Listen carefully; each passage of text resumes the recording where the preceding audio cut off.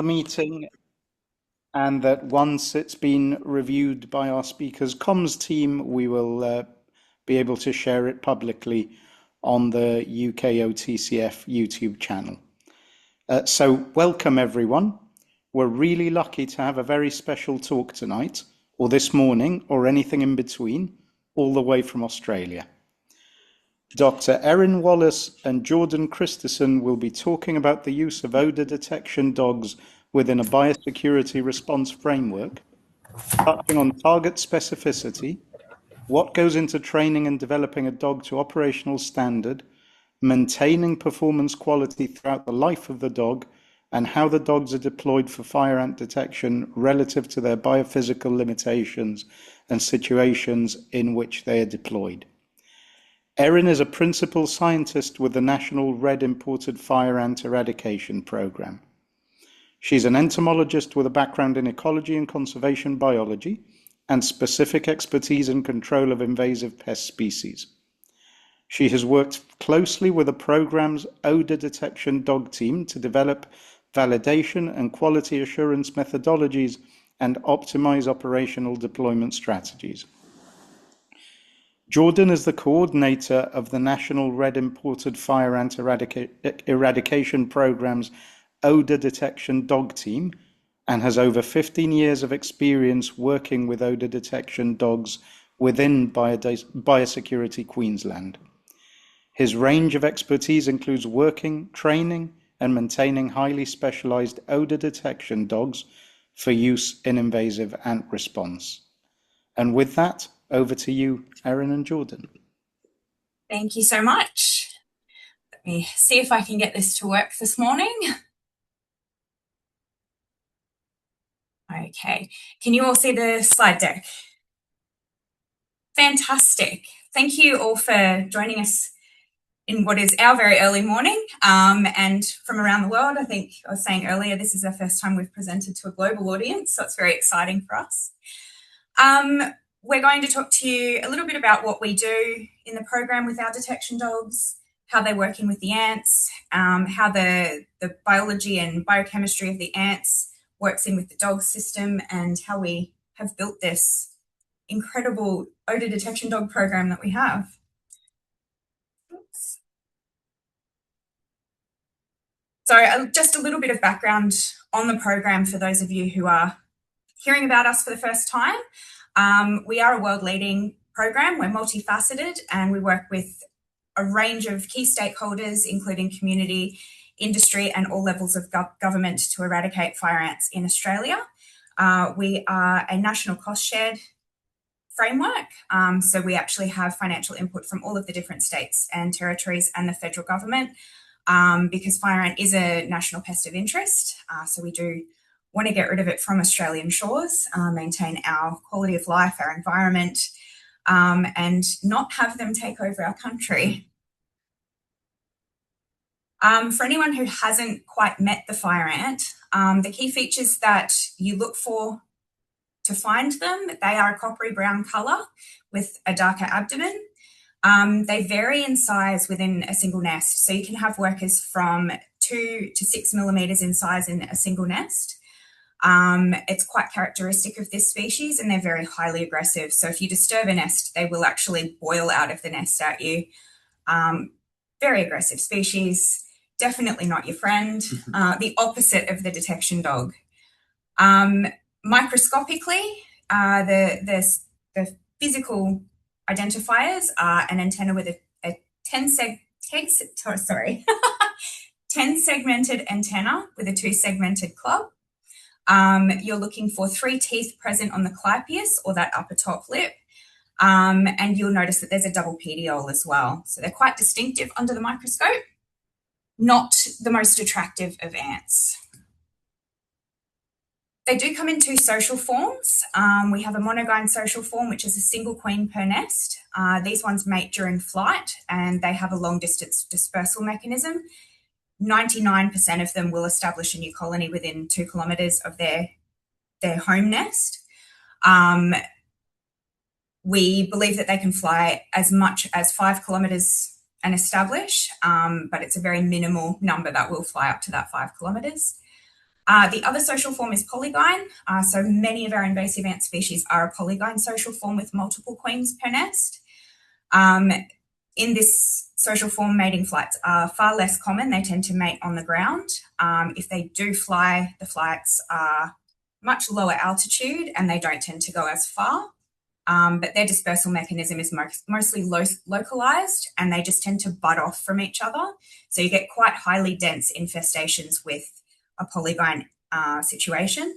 In Australia, we're targeting specifically polygyne ants. So if we detect genetically that we do have a polygyne infestation, we'll target our treatment to that. Dogs are probably most likely to be used in a monogyne situation, probably due to the lower density and likelihood that they're going to go less noticed on the landscape than what you would find in a polygyne situation.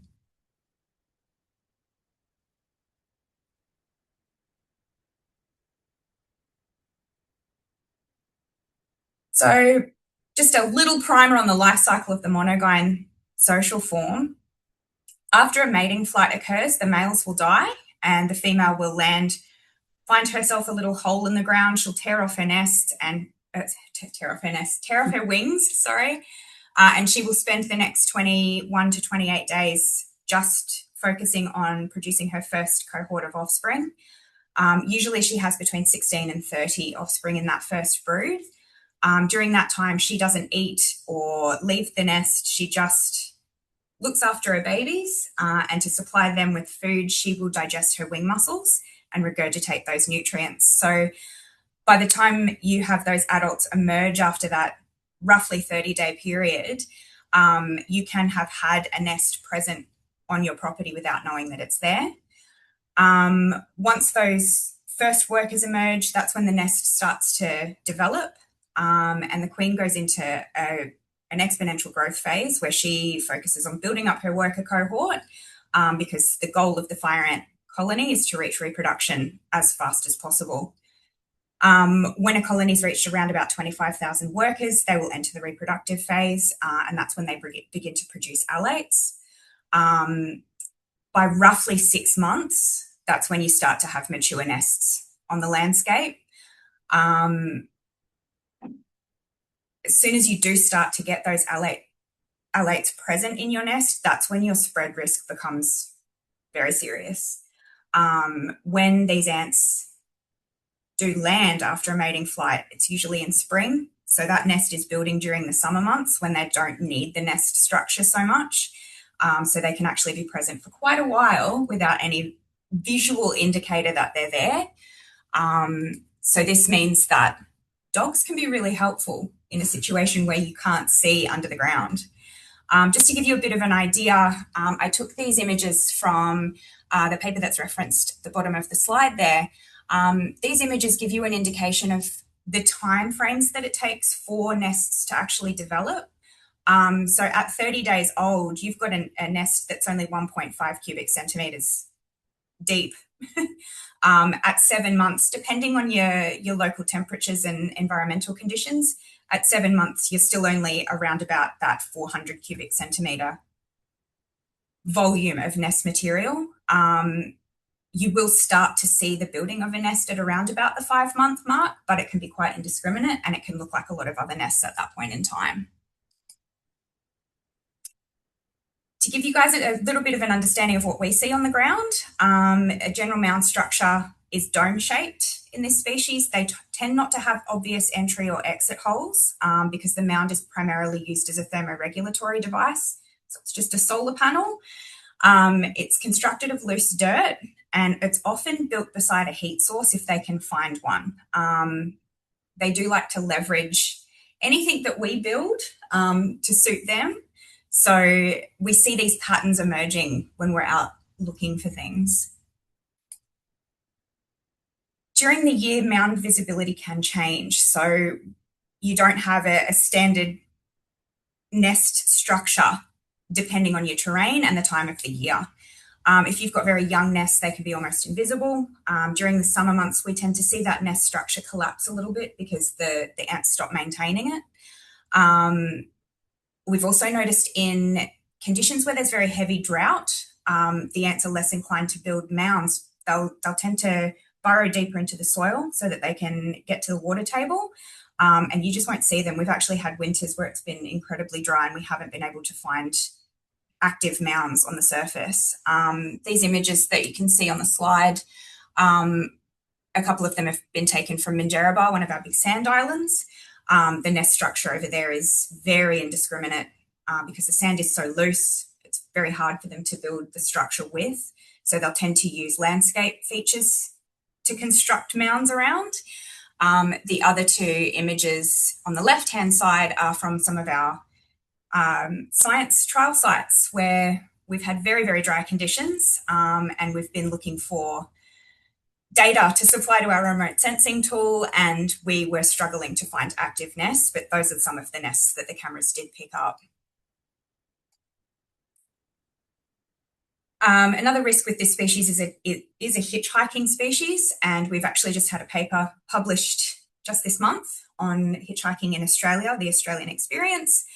Human-mediated dispersal is what drives long-distance movement, and as much as our producers and suppliers can provide mitigation measures to help prevent that movement of ants in product, there's only so much that a risk mitigation measure can achieve. And when you've got local conditions that are really brilliant for the fire ants and their reproduction and establishment, it does make risk mitigation a lot more complex and challenging. So compliance is one of the primary reasons that the program believed the dogs could be a support and making sure that our treatment was working. So I'm sure that you're all very aware that dogs have been used in a range of different situations, from customs to assisting the police with detecting illicit substances, explosives, bodies. They've been used in search and rescue missions. Conservation is a more recent use of the dogs, but they do incredible work all over the board. So the question was, why not use them in a biosecurity situation? For ants specifically, there's a lot of reason that it would work, and that all sits with the biochemistry of the ant. So ants produce this complex suite of odor-producing compounds, which are found in the cuticular lipids and glandular secretions. So when they're grooming themselves, they're actually moving all of these compounds all over their body. These compounds are used for communication within a nest and also with other species. So you'll notice if you sit down and watch the ants do what they do, they'll be tapping each other with their antennae. They're actually reading whether or not you're from the same colony. In the fire ant, if you're read as not being self, you get violently attacked. Because ants have this very specific biochemistry, that actually makes them really good candidates to be training dogs for, because you've got target specificity there. So we actually have checked to see if we can capture odour that is fire ant specific, and we have confirmed that yes, we can capture it. So it is actually something that we can provide to the handlers to train the dogs on. And that image that I've got on the slide is from one of our GCMS analyses on some of our training materials, just confirming that, yes, we do actually have fire ant deposits. It was very exciting to see that. So just to give you a little bit more of a visual on what chemotaxonomic significance is, Solenopsis invicta and Solenopsis rictori come from the same, essentially same closely related group of species. They can produce a hybrid, but what you can see from these GCMS outputs is that you've got a different spectral range of venom alkaloids present in invicta when you compare that to rictori. So that's quite a distinctive difference. And then the hydrocarbon profile on the right-hand side is also very distinctly different. So you've got compounds that are retained a little bit longer in invicta than what you do in the black fire ant, which is rictori. And then the hybrid seems to be a quite equal balance of the two. You can actually use these compounds to indicate whether or not you've got different species in a group. So because you've got that chemotaxonomy element at play here, that just gives us assurance that the dogs aren't going to be confused by other ants than your target species. This is a bit of an indication of what kinds of compounds we were pulling off of our training materials. I actually went through the literature and found out which glands all of those came from to make sure that they were actually fire ant compounds. This is some of the very early work that I was assisting the dog team with. So it was really good for us to be able to see that, yes, we can actually confirm that these ants do have a specific set of compounds that our dogs can find, and we are actually able to capture those. When we are producing training materials, the way that we do that is we put the materials directly in contact with the ants that we keep in colony here in southeast Queensland. That's one of our larger colony boxes. Very exciting. It is quite a dangerous task creating odour materials for the dog team. Interacting with a fire ant colony is never particularly sedate. As soon as you disturb them, they attack the materials and you actually have to work really hard to remove them. But exposing the materials directly to the ants does provide really high quality odour. I'll hand you over to Jordan to talk about the dog side. Thank you. I'm sure you used a lot of words that I won't be able to repeat there, but fortunately we do have a large enough program that has the support of a dedicated science team that has done that hard work to give us the ability to work dogs at the level that we do. But I guess our program started with dogs with a proof of concept. Rusty, he was a cattle cross Kelpie. He was trained up in 2001 by a local trainer, Craig Murray, who has a background working with Queensland Police, a array of different biosecurity programs, including other invasive ant species of electric ants or yellow crazy ants. I'm sure his CV extends far beyond what I'll be able to do here. But the proof of concept dog was done, and then it took a few years to get the first operational dog up and running, gathering the funding and finding the appropriate handlers and integrating them into our program. But Akka, who later became Akka the Fire Ant Tracker for a bit of community engagement, was operational in the field, quite successful at finding non-visual nests, and then the interest garnered by that started the process of expanding the program. It's gone through a few different iterations depending on funding levels at the time. So before I started, there were 4 handlers, I believe, running. Fortunately, I was able to come into the program as 2 new dogs were trained up by Craig. Then we had a bit of funding cuts and whatnot with the political side that goes with a government program. Survived all those cuts and was pretty much the only handler in the field for a little bit. But then now we've expanded back up to 4 handlers with 8 dogs. Dog handler, computer illiterate, apologies. Yes, we've added a 4th handler recently as February this year. We are expanding, have expanded to 8 active dogs in the field. We do have 3 candidate dogs currently in training. They're about 2/3 of the way through that process. They've been imprinted on the fire ant odor.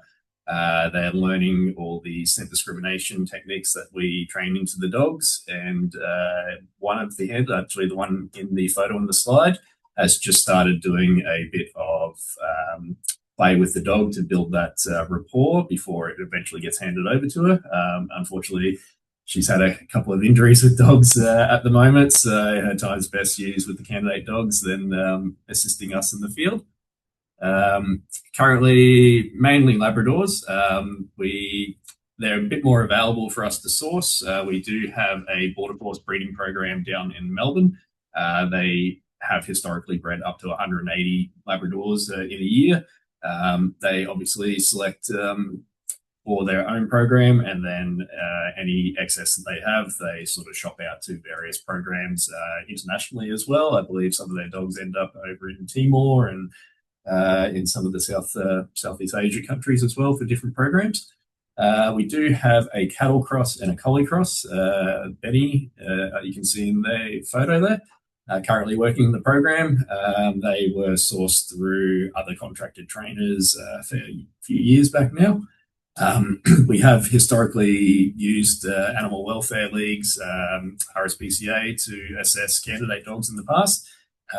Can be very successful, can also come with a few workarounds. Stinger, our cattle cross, can be nervous in certain situations, so he's probably our actual best dog at finding an individual queen and pinpointing that location and alerting the handler. But then there's other situations where there are, I guess, multiple nests in the area and the odor's a bit more flooded.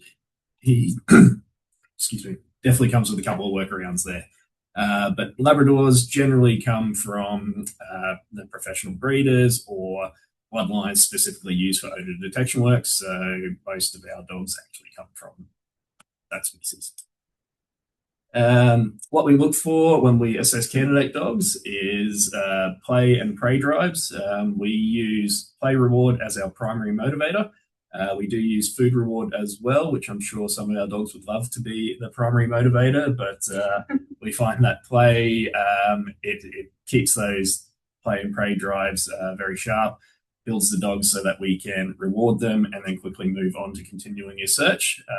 Obviously, if you overdo the food, dog might become a bit too focused to the handler and not the task. Also, it can make them a bit sluggish if you do too much food as reward throughout the day. To maximize the time of the dogs in the program, we try to find dogs that are around about a year old. Currently, because we are working with the Craig Murray again, who trained the original dogs. Since his first time working with the program, he's actually started his own breeding program. So these dogs we do have access to a little bit earlier, and the benefit of that is they are hand raised with the trainers. They can start all the basic obedience a lot earlier, so they don't spend time in a kennel situation and develop those, I guess, vocalizing behaviors where it can't be managed. So the behaviors in the vehicles generally are a lot calmer while the other dog is out working. All the other dogs that we've got will be very calm in almost all situations until you open the crate door of the other dog. Then they can get a bit highly stimulated. It's the hardest thing to deal with as a handler in the field, because while you're paying attention to the dog you're working 50, 100 meters away from the car sometimes, depending on the situation that you have to park the vehicle in, there's not too much you can do about the dog vocalizing in the car. We have tried a whole bunch of different techniques. Some of them work on some dogs, some don't. But because we do have to work in a lot of public areas, one of the added benefits of having the dogs trained up and with the trainer from an early age is that they are far less likely to develop that vocalization, and it will be much easier for us to work in residential areas. But fortunately, dogs aren't used too much in residential areas unless we're doing post-treatment validation work on the outlier detections, but we'll get into that in a bit. Our dogs are working in a lot of potentially dangerous environments, such as active quarries. We work with a lot of businesses. Our aim is to have minimal impact on their daily operations. So the dogs do need to be able to be worked on a harness and long line as much as possible in those situations, as long as they're not going to get tied up because of navigating through materials or products on sites. We do have to keep the dogs on the harness and long line. We do have to have them able to work in boots, just in case there is various weeds with sharp edges, or occasionally there is broken glass in areas. Fire ants love to nest where there are those heat sources, and sometimes those heat sources can be potentially dangerous for the dogs, so that needs to be mitigated through PPE. And we obviously have the dogs checked at a veterinary practice before we engage in their extensive training. So we do need the dogs to be healthy. We have the dogs on all their prophylactic medicines, the fleas and ticks, all their heartworms, their vaccinations are all done on schedule, and no adverse reaction to a fire ant sting. So this is where we sound very mean, but we operate under an animal ethics approval and a special approval for what we call a sting test or a challenge test. So there's not enough information that I've been able to find about anaphylactic reactions in dogs with fire ants. So rather than invest in training up a dog and then finding out that they do have an adverse reaction, we actually take fire ants to the vet with the dog, have the fire ants sting the dog on the nose, and then they're monitored by the vets, all their vitals, for half an hour, just to make sure that there's no obvious reactions that we can detect before investing in the dog.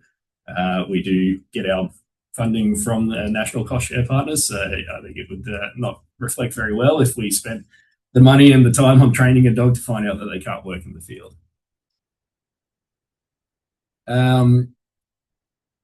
Personally, I've trained up 2 of the program's dogs, the 2 that I currently work. They were the first 2 trained in-house and not through contracted trainers. We do have a 3rd dog that was trained up by one of our other handlers, Chris Wells. But initially, we want to set the stage for the dog to be successful. So we don't want to jump straight into imprinting them on the odour and trying to work them in the field if they don't have the ability for us to control that and also have an appropriate reward. So basic obedience is the first thing. All our dogs are extremely well behaved. We do work in the public, and public perception and funding go hand in hand.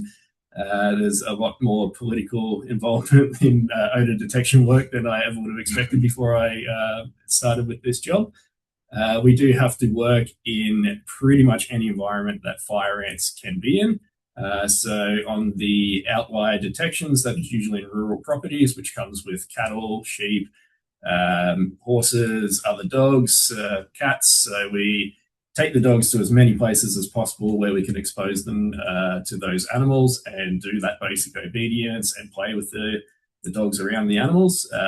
Every now and then you might get a bit of a surprise. I can take the dogs to as many places as I can in their training, but you don't get access to everything until you start actually working the dog. So I did have one that is totally fine around horses, cattle. I've had other dogs trying to play with it while she's working and she's just doing her thing. And then around southeast Queensland, oddly, there's not too many sheep around. And then for some reason, the fluffy white sheep triggered her prey drive. And that was a bit of an interesting way to figure that out in situ on a farm. But unfortunately, no issues occurred on that day. But it is something I do need to be aware of with that specific dog. And then people. So dogs are a big attractor to anyone, anywhere we're working. They always want to pat them. Some people quite polite and wait. Other people just try to run in. But one of the worst things that could possibly happen for our program and the odour detection dogs was if we had a negative reaction with the dog and a person. So we definitely take them around and socialise them to as many different people during that process as possible. And eventually the dogs do need to be retired. So I have to think about that as part of their day-to-day operations as well. Then we incorporate the toys imprint with the fire ant odour. So initially, we will make toys out of the same material that we imprint with the odour, just without the imprinted part. Turn that into a game, tug of war with the dogs. We throw the toys out, get a nice flowing reward schedule because we don't want it to be stop, start, stop, start.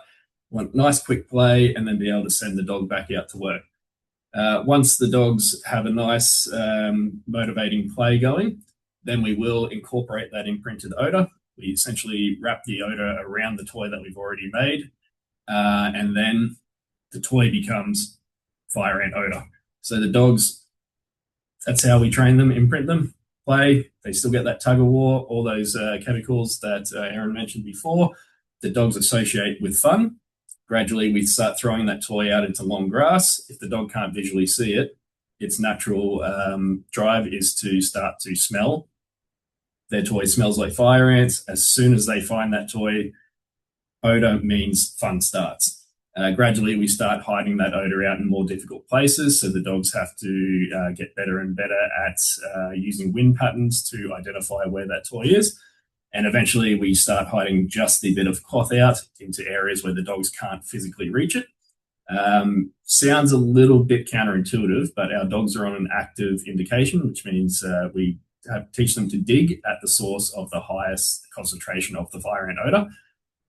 So with the cloth, when we're training them, that comes from a dedicated source in a small area. So generally the chemicals will disperse on wind patterns, depending on the environment. If it's hot, it may raise up. If it's cool, it may stick low to the ground. Depending on if there's long grass around and the wind's blowing through, you might get a bit of a turbulent dispersal of those odors and create a bit of a scent pool that the dogs have to work through to find that concentrated source. If it's in a nice mowed field and you have a good crosswind, the dogs, you can actually see exactly where that odor is dispersing. They will work crosswind and you'll see the edges and gradually it'll narrow down, and we call that a scent cone. The dogs work to the source. We try to take the dogs into as many environments as possible and get them proficient at finding this odor. They will actively dig at that cloth. Then we throw the toy down with a marker cue, usually verbal these days, but we have used clickers in the past, signifying the significance of locating that concentrated source. Eventually, once they're proficient at that, we take them to their first live fire ant nest in the field. So the odor is presented a bit differently. You have the central nest structure, which would have, I would assume, some additional chemicals that we might not always capture on the cloth. So you would have the queen, you would have brood, you would have the nest structure itself, and then you would have a foraging zone. So that can be usually around 30 meters in radius around the nest. Depending on the environment, they may concentrate in certain areas. There tends to be areas of higher concentration if they come up from the tufts of grass in the environment. So the dogs suddenly go from finding odor in a concentrated area to there's odor everywhere. So it's quite funny. They run around, they get super excited because they know that what they get rewarded on is in the area, but they don't know what to indicate on. As soon as they show the slightest bit of interest in a fire ant nest, the best time to do this transition is in the colder months because we do have the mounds built up. So visually we can find the ants and put the dogs in the right area. And then the dogs also get a bit of a assisted visual cue for training them to concentrate on the nest. So as soon as they show the slightest bit of interest, they don't need to necessarily indicate on the nest to start with. We use that verbal marker and the toy comes down. Some dogs get it in 2 repetitions, some dogs take a month, and it's just a process of making sure that that nest structure is the most significant thing in that environment where the fire ant odor is now everywhere instead of in that concentrated area. Consolidate all those steps. Pretty much the first year in situ working in the field, our dogs are still developing all their skills. But they're generally pretty proficient. And then once we start getting more access to active quarries, which it's a bit hard to find a place that will let you do training in an active quarry or say a brickyard. They tend to learn a bit more about the environments they have to work in and how to work fire ant odor in those environments in that first year in the field. Probably could have clicked to this slide a little bit earlier, but there's a couple of photos of the dogs from a recent trip to central Queensland where we were doing post-treatment validation on some fire ant nests that were transported by human-assisted movement in pallets of bricks. We'll get into that on a later slide, but it's a good example of the use of the dogs. Not every dog works exactly the same. Not every handler works exactly the same with every dog. So we do need to work the animal that's in front of us in the environment that we're working in. So our search times in summer tend to be a lot shorter, and the search patterns tend to be a lot more detailed. Obvious reasons for that is summer in southeast Queensland can be quite hot and humid. So if the dog is actively breathing hundreds of times a minute while they're scenting for fire ant odor, they're going to fatigue a lot quicker than in the winter months. The ground temperature can get up to 60 degrees on some days in summer, so we try to get out as early as possible to achieve the work that we need to do. So the search times of the day tend to be a bit shorter in summer as well. And also the ants will generally be deeper underground. That is where we get a lot of our non-visual detections in the open field areas. ants being lower in the ground means that the odor is not dispersing in the environment as much as it would if they were, say, in winter, they brought the queen and the brood higher up into that mound that they build, and then the wind carries that odor into a larger area. So this time of year is actually the best time for us to train our dogs because it's nice and easy. They get multiple good finds in the field, and then they get that confidence and build up their stamina that when summer comes, they're set up for success. Dog fitness levels come into play. So my 2 current dogs are the oldest in the program. They are both 8 years old. That is why they're set for retirement in a few months when the candidate dogs are ready. They obviously are starting to drop off with their drives. Dogs considered senior by a vet once it hits 6. I find that once they hit 7, those drives do tend to start to take a bit of a dip, and the longer that the age goes on, the steeper that decline in the drives. I've had dogs at home that were 10, 12 years old and still found fire ants while out on a walk. It's not to say that they don't want to do the work, but the type of work that we ask them to do, they do need to get up and down stockpiles of carrier materials like soil and aggregates. The older they get, obviously, the less drive they get to do that over and over again. Terrain, like I mentioned, is a huge one. So covering a big open area that's nice and mowed is going to be a bit quicker than detailing around where there are a lot of objects that fire ants can nest underneath. If you do have a nest sort of underneath a large rock, that odor could actually be suppressed by the rock as well. If they start building up that mound outside the rock in the winter months, then obviously it disperses a bit more. Dogs have been pretty successful in most weather conditions. Obviously, the more extreme, the less search time we have or the more detail we need to be. So I've already mentioned heat being one. We did actually have a dog that was doing its validation testing in pretty much the hottest weather I've ever had to work dogs. It's just unfortunate once you schedule that in advance, you can't dictate the weather.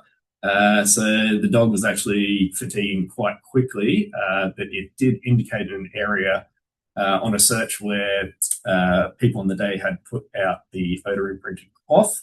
It was a spot where I could not find any cloth. It was a blind search for me as the handler.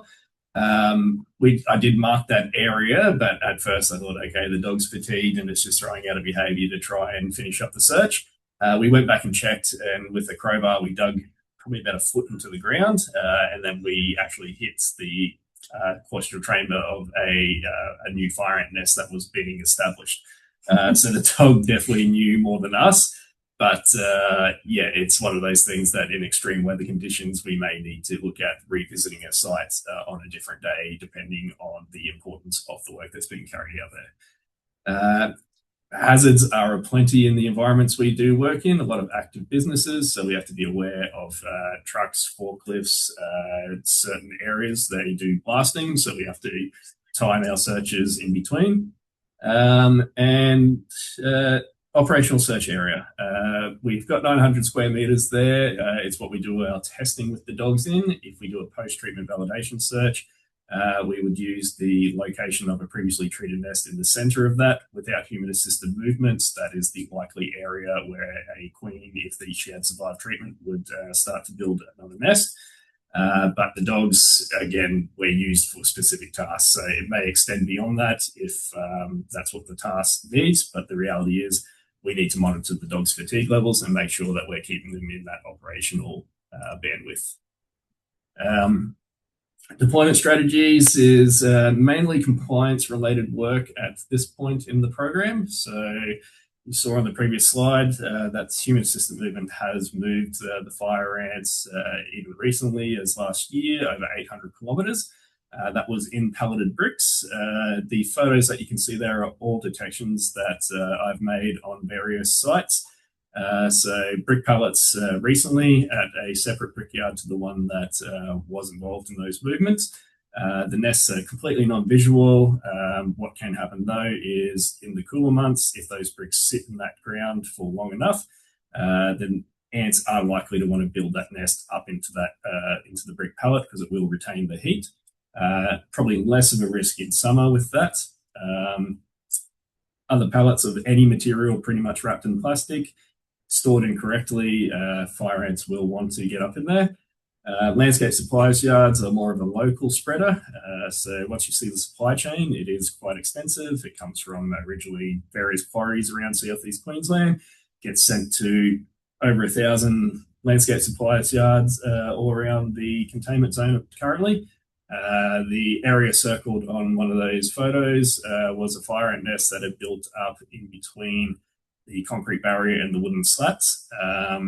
Once disturbed, thousands of fire ants came out. I did see a couple of queens in that area as well.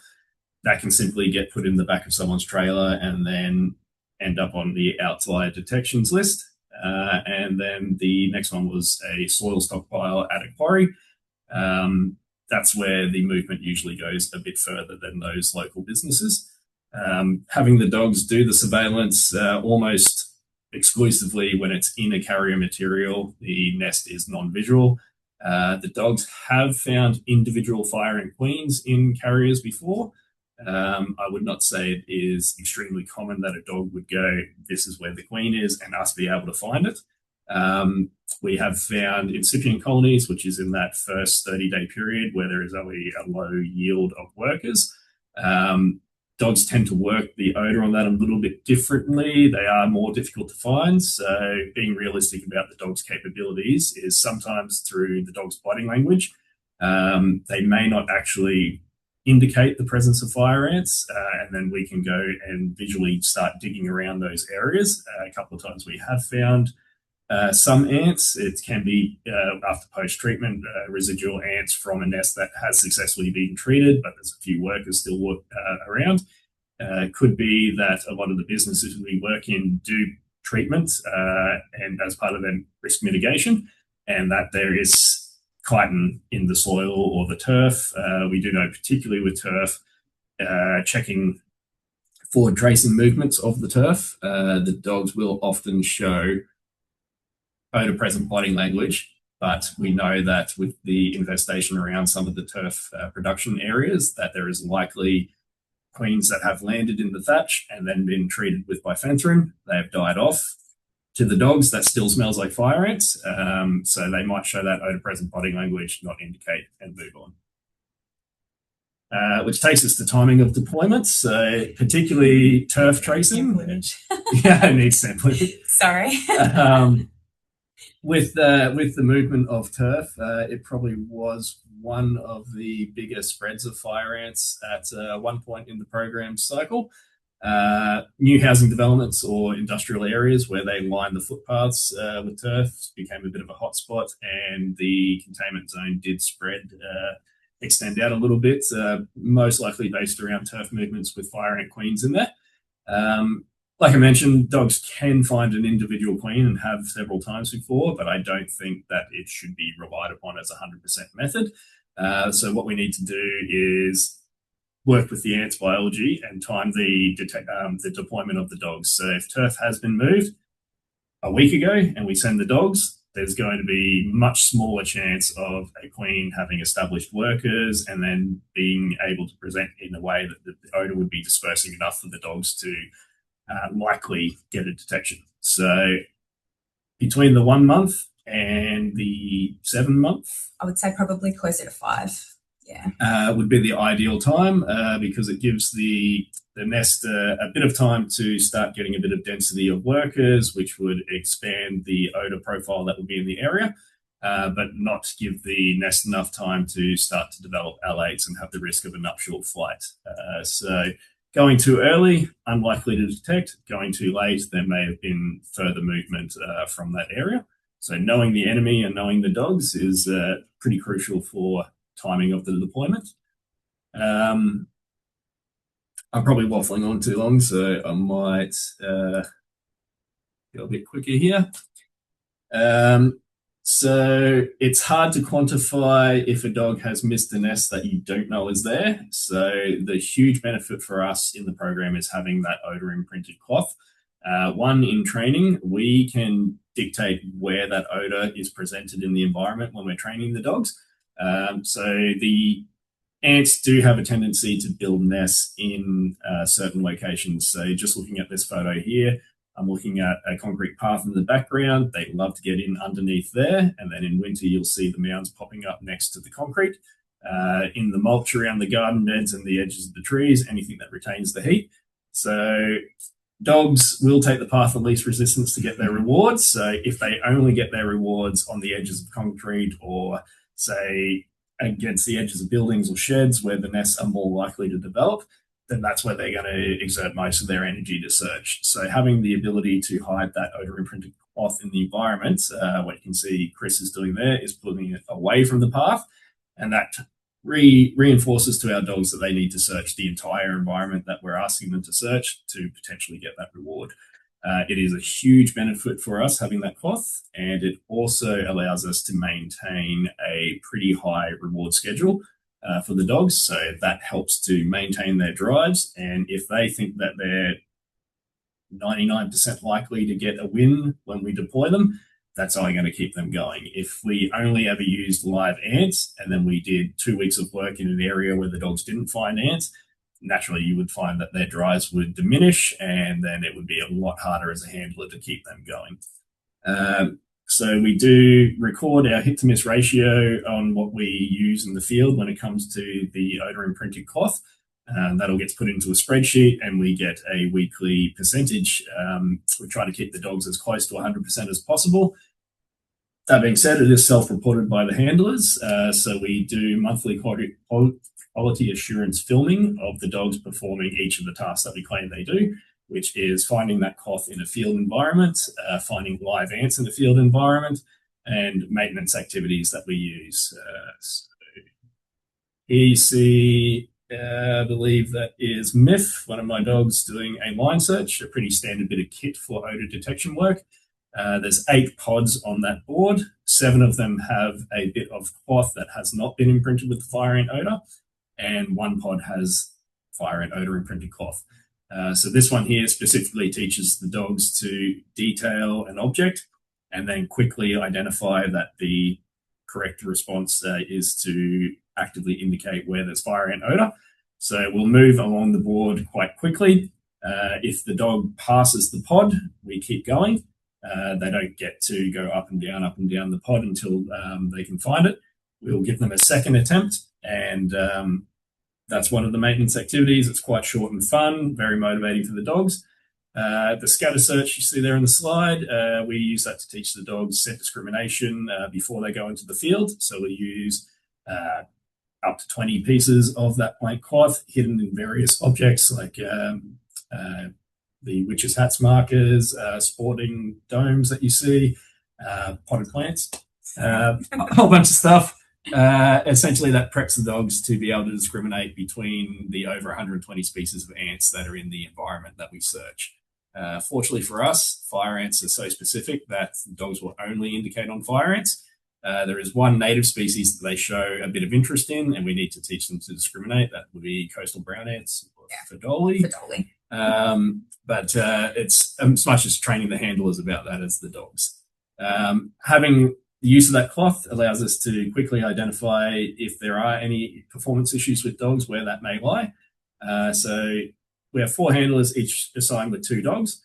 If we had a single dog start to have issues with finding that cloth or performance issues on live ants in the field, and all the other dogs are quite happily hitting that odor, then we know that the issue probably lies with that single dog, and we can work with the handler or for any veterinary issues that may be causing it. If multiple dogs have an issue, but it's 2 dogs with a single handler, likely the issue is a bit of handling inconsistency. We can work with the handler to mitigate that. And if all the dogs suddenly start having trouble hitting that cloth, then we can look at practices in the colony room or where the cloth is being stored. Fortunately, it's a great system that we got going, and there's generally never an issue. Due to facilities management and expansion of the program, a lot of stuff was getting moved around a few months ago.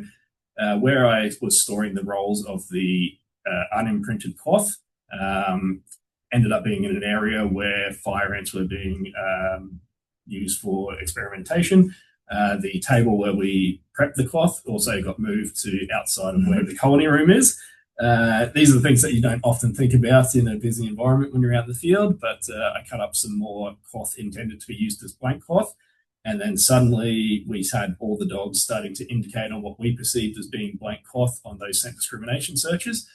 Because all the dogs had the issue, looked immediately at those things where things were being stored. The colony room was great, as always. And then I realized, well, we're prepping the Odour right next to where fire ants are.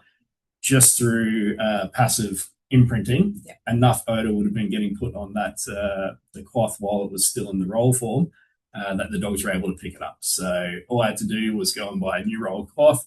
I took it home and prepped it there, did a couple of tests, and then everything's back to normal. So rather than training in problems to the dog, that was sorted quite quickly. But that's why we have those quality assurance practices in place. Program does operate under animal ethics approval. It's very important to me personally and also the program. Obviously, public perception does play a bit of a role, so having all your ducks in a line is hugely important for countering any misinformation, or you do just get, unfortunately, anti-government people with no substance to what they're claiming. But we do have a independent animal ethics committee that yearly does an in-person review and inspects the kenneling situation, the dogs, and our training methods. We do have mandatory reporting for them, so if there is any adverse events throughout the year, that needs to be reported promptly, and then yearly progress reports go to them. So currently our approval runs until 2028, and then I'll have to reapply. Fortunately, we have a great reputation and relationship with the Animal Ethics Committee, so everything has been great for the use of the dogs in the program and expected to continue. Reaching retirement, so this is an important part of the program as well. The dogs do have a shelf life working in the field. I've got it set up so ideally our dogs' replacements are being trained up, so in our dog's 8th year, that replacement is ready to go, and then they can transition out the old dog and the new dogs in. We have had a couple of dogs semi-retire into community engagement roles in the past. You can see Flip there sitting around the office, obviously with a whole bunch of stuff that we wouldn't do with an active working dog. That was his retirement party, just to be clear. But personally, I've taken the previous dogs that I've worked in the program. I have 2 coming up for retirement soon, so they will come and live with me most likely. Expression of interest will go out to the program and then further out to the government if needed. They are vetted, so you have to apply to take one of our dogs once they reach retirement, put forward your case, prove that you have the financial means to take care of them, and then a shortlist will be done up if there's multiple applicants. Home visits will be done to make sure that we're putting the dogs in the right environment. So obviously not every dog is going to get along with every dog. Not every dog is going to tolerate young children poking and prodding. But yeah, it's, all of our dogs so far have gone on to live pretty good retirement lives. Dogs that are engagement tool is very popular. You can imagine these photos of, I believe that's Akka and Flip. Get a lot more positive traction than a photo of field staff walking, unfortunately, for the field staff. Even myself, I'm always blurry feet in the background and then a nice focus photo of the dogs whenever there's something that comes up. But we are nationally funded, so quite often I will have to do demonstrations of the dog's abilities and a bit of a talk similar to this to various politicians or advocacy groups or stakeholder meetings. It's one, keeps the dogs as part of the program, and it definitely does help generate funding. Even just in general day-to-day work, the dogs are a great engagement tool with the community. Being able to find those non-visual detections, particularly on businesses that may find it very disrupting, or sometimes there are overhead costs with fire ant mitigation. If they don't visually see nests themselves, it can agitate them. We've had several businesses in the past where we've gone in, they're at the point where it's almost an enforced entry situation with the compliance team because they don't want treatment or people on their business.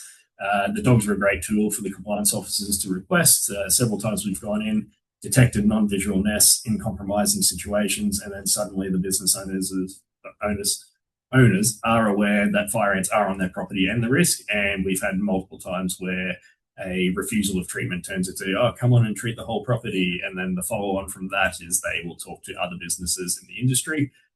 It's definitely a great tool for helping keep the public on side and give them confidence of why we're doing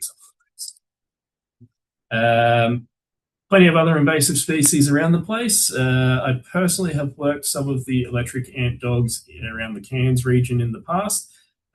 Definitely learnt a lot by doing that. Don't work an electric ant dog as you would a fire ant dog. Know the enemy. So it was a great experience for me as a handler to be able to see that. Yellow crazy ants, they spray a formic acid, so there's different safety protocols and training for the dog. I believe the crazy ant and the electric ant dogs are on a passive indication where they will drop into a laying down situation to indicate the presence of the odor. Browsing ants, I'm not as familiar with. Some of the lessons learnt over the years. Sometimes the dog's success can be also part of their downfall. Inappropriate tasking of dogs because they have been successful in some situations. In the past, we were asked to check areas that were too large for the dogs to physically be capable of and for us to prep the search area appropriately. So when we walk out that odor imprinted cloth, we're also putting out our odours from skin rafts that are constantly falling off our body. We're using ground disturbance as we're crushing vegetation when we walk. Like I said, dogs will take the path of least resistance. So for a brief while, we accidentally trained some of our dogs to be man-trailing dogs. They would follow all those other indicators without searching the broader area to go, I'm likely to get fire ant odor in these areas. These are all things that you learn over a 15-year program. Learning from your mistakes is probably where you make the biggest leaps forward. And then also the targeting of the dogs. So things like non-traditional carriers like the bricks probably weren't considered high-risk movers at one point. It's a dynamic situation. So as infestation density grows in certain areas, like industrial areas, there is a higher risk of those nests getting into those brick pallets. So now we've expanded some of the businesses that we work for the dogs on out to those non-traditional carriers, and there's definitely been a few situations that we've been able to mitigate before human-assisted movements from those sites. Cross-imprinting, I guess it comes down to necessity, depending on your funding situation or what's going on in your own programs. For me personally, we have more than enough work to do with just fire ants. Fortunately for us, like I mentioned, there's over 120 species of ants in the area that we have to work, and the dogs will only indicate on fire ant odor. There is that coastal brown ants that obviously, or anecdotally, would have some similar chemical crossovers that the dogs show interest in. We do have a whole bunch of species that look very similar to fire ants as well. If we were to start adding in things like electric ants or browsing ants, or I believe at one point we were approached about cross-imprinting our dogs on West Indian drywood termites, you start adding in additional chemical profiles into what the dogs are supposed to be interested in. The more that you add, I believe, the more chance you have of the dog false indicating on similar species or diminishing their drives to find the target species that you have. So we have plenty of work to do with fire ants.